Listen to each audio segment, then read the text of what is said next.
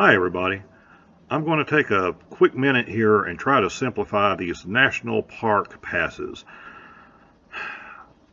They're a great deal, but the government tends to overcomplicate things, as we probably can all agree.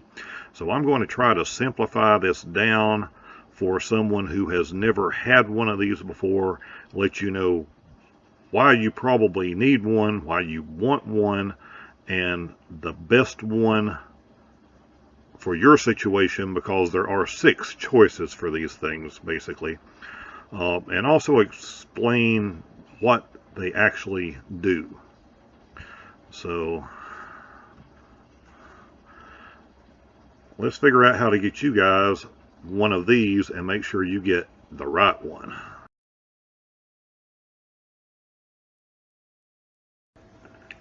First of all, we should probably talk about why you would want a National Parks Pass. They call it in America the Beautiful Pass. It's referred to an Access Pass, an All Access Pass, and I'm going to get into explaining those differences and make this real simple for you in a minute. But as far as why you want one, first of all, if you go to a big national park, the entrance fee generally to run your car in the gate is about $30. So that adds up very, very quickly. The second thing, and what a lot of people don't realize, is this thing is not just for national parks, okay, of which there are 58, I believe, in this country. There are about 120 national monuments. There are national wildlife refuges. There are over 2,000 other little national landmark things, and you go in, and the admission may be $7 per person. So with one of these passes, the pass holder and 3 other people can get into these places for free. So again, it's $30 here, $20 there, $25 somewhere else. If you're doing much traveling or want to do much exploring, even in an area close to you, this is why you are going to want one of these. You can use it and the savings will really add up. It does not take long to pay for itself at all. Now, as far as the types of passes, we're going to eliminate one thing right off. They have passes for volunteers, all of these different oddball things. If this is your first time, you're not going to be doing any of this. Second of all is military. If you are active duty military, there is a pass for that for free. Okay. Now, if you are a fellow veteran, none of this applies to you. This is for active duty military only, which means if you are a veteran, you now have to get one of the other 3 passes.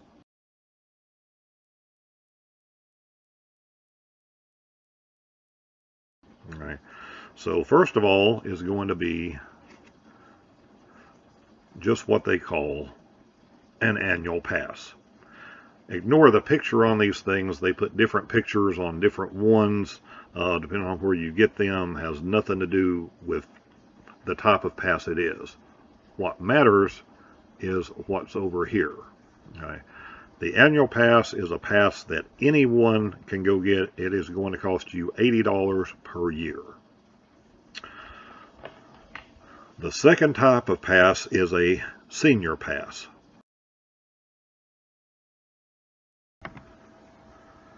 A senior pass is $20 per year or $80 per lifetime. My understanding is if you have paid for 4 of these senior passes and you keep up with them, you can trade those in then for a lifetime pass at a future date. Again, things have to be complicated, but that is the basis of a senior pass, anybody over the age of 62.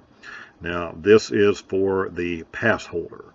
The guest that you 3 guests that you can take with you to these things, the car full of people you take into a national park, none of that matter. Their ages don't matter. It is only about the age of the pass holder. So if you are over the age of 62, you can get the senior pass.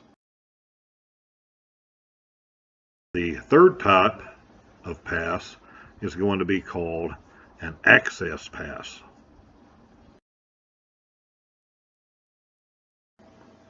An access pass is for people with disabilities. Right? That is a free lifetime pass. If you look on the front of a card, you will see the little wheelchair logo. Now, when you go and get this pass, you do have to provide paperwork showing that you are disabled. So you do need award letters, whatever it is that disabled people have, showing that you are disabled legally. Okay, they're not just going to take your word for it. You can't just walk in and go, "Hey, I'm on disability. Can I have a lifetime pass?" It doesn't work that way. So remember, you are going to have to take your paperwork with you in order to get one of these passes. However, it works the same as everyone else's pass, except it does not cost you anything. So if you are disabled,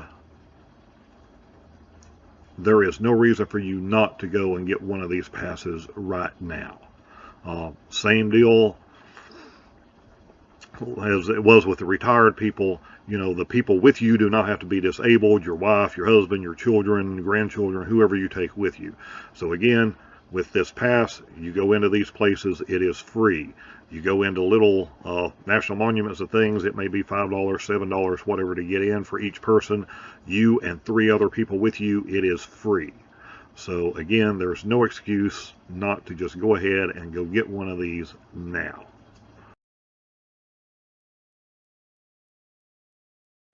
Okay, now if you're going to be doing camping, remember we're down to 3 types of passes, and what matters is what is right here. Okay, if you have a senior pass, or if you have an access pass because you have a disability, then your camping fees are going to be basically 50%. Sometimes they do an odd equation. It is 50% of the normal fee, and they tack on a couple more bucks for full hookups. Some do, some don't. But as a base example, if you go somewhere that's national, federal, if the camping is $20 a night, with one of those 2 passes, you would only pay half. You would pay $10. I've seen places without hookups are as cheap as $5, $7, even with hookups. Sometimes they're as cheap as $10 or $12. Knocking those down to half, I mean, it's just unbelievable how cheap you can camp in a lot of these places. And it's not just national parks. It's all the wildlife refuges. It's Army Corps of Engineer areas that have their own campgrounds. There are just a lot of federal places that you can make use of this. So if you're doing any camping at all, yeah, again, that is absolutely why you need one of these. Now, the difference in these comes with working stiffs, even if you're a veteran. Now, if you're not disabled to get the access pass, you're not over the age of 62 to get the senior pass, then you are like me, and you are going to have what is the annual pass. Now, as we discussed before, the annual pass still gets you into all these monuments and national forest and everything like that as far as your drive-in fees. It does not, however, get you the half-price camping. That is the bummer. However, in most of these places, Army Corps of Engineer sites, what have you, $12, $15, maybe $20 for full hookups, they are still a much, much better deal generally than, of course, private campgrounds, and a much better deal than most state parks. A lot of state parks, you're going to be $28 to $34 a night for basic hookups. So just being able to go to one of the national sites is automatically going to save you $10 or $15 a night. So I hope that simplifies a little bit the differences of what you can and can't do as far as camping with whichever of these 3 passes that you qualify for. Okay, so if you're convinced now that you want one of these, the big question is where to get one. You can do this online. There's some mail-in forms, and I would really recommend you do not do this because it is going to open up a whole lot of other problems, especially if you're a senior, especially if you're disabled and trying to get the access pass. So I would strongly recommend going to one of these places in person. Any of the Bureau of Land Management areas, National Forest, any of these places can help you, and I'm going to put a link in the description that has the current list that you can pull up on your phone, pull up on your computer, and show you in your area where you can go get one of these. And they actually do give you a note on here. There's a phone number for each one. You really need to call them first and make sure that they have the type of pass you need in stock. I went through this when I got my first one. I looked at the official government list. I drove 30 miles over to the town, and the office was not there anymore. It had been moved 4 or 5 years before that. Nothing had been updated on the federal website, so I wasted a lot of time just trying to find the right place. Once I found the right place, they did have the pass that I needed, which for me was just a standard $80 annual pass, and they only had a couple left. This was a small office, and as the lady told me that day, hey, they only send us 10 or 12 of these a year. When we're out, we're out. So you need to call ahead and make sure they have what you need, and then make sure you take that additional documentation if you're disabled with you, so you can get this worked out, get this approved, get your pass in the hand that day. One other thing I want to mention, I know that I got this. I know a lot of other people that did not get this when they got their pass. You need one of these hang tags that lets you stick this in side if you are camping, so that, you know, rangers, different things, people that work there can come around. They can instantly see that, hey, you have a park pass. Just makes things simpler. I don't know why they don't give them out to everyone. Luckily, the place I dealt with did give them to me. But like I said, I've talked to other people that had no idea about these hang tags. They don't know what to do with their cars. They don't know if they're supposed to throw them up on the dashboard, what they're supposed to do with it. So make sure that you at least ask and see if they have those available, so when you're parked, you can hang that thing up there, and generally people coming around, then they will not have to knock on your door and bother you to make sure that you have paid your fees or you've done what you're supposed to do, because you have it hanging right there. I hope this helps everybody. You know, hit like up there if you got some benefit out of this.